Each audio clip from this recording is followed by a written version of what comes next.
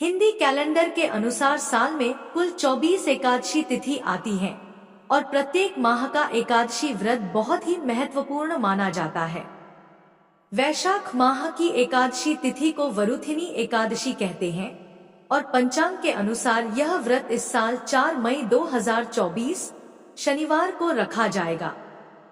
धर्म ग्रंथों में वरुथिनी एकादशी को बहुत ही महत्वपूर्ण माना गया है और इस दिन व्रत रखने व पूजा पाठ करने से जातकों को शुभ फल की प्राप्ति होती है, साथ ही सभी पाप भी मिट जाते हैं। अगर आप भी वरुथिनी एकादशी का व्रत रख रहे हैं तो पूजा के दौरान व्रत कथा अवश्य पढ़े। वरुथिनी एकादशी व्रत कथा। पौराणिक कथा के अनुसार एक बार युधिष्ठिर ने भगवान श्री कृष्ण से वरुथिनी एकादशी व्रत के महत्व के बारे में पूछा।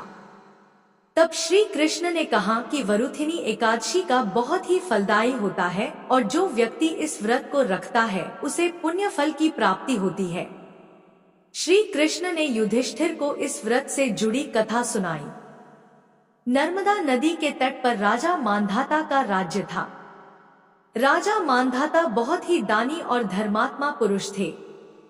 एक बार जब वह जंगल में तपस्या कर रहे थे तो वहां एक भालू आ गया और उनका पैर चबाने लगा।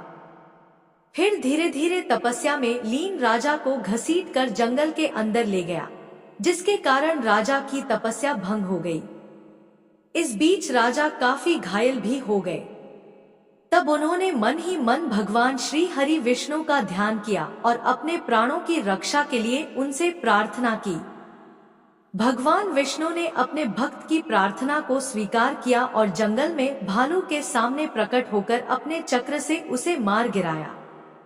भालू तो मर गया, लेकिन भालू के हमले की वजह से राजा मांधाता अपाहिज हो गए। उन्हें काफी दुख हो और कष्टों का सामना करना पड़ा। ऐसे में उन्होंने भगवान विष्णु से शारीरिक और मानसिक पीड़ा को दूर करने का उपाय पूछा।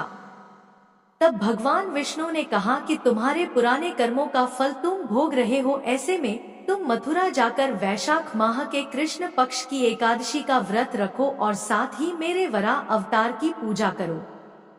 ऐसा करने से दुख दूर होंगे और सभी कष्टों से छुटकारा मिलेगा। कहते हैं कि जो भी जातक वरुथिनी एकादशी का व्रत रखता है उसके जीवन से सभी कष्ट मिट जाते हैं और पुण्य फल की प्राप्ति होती है।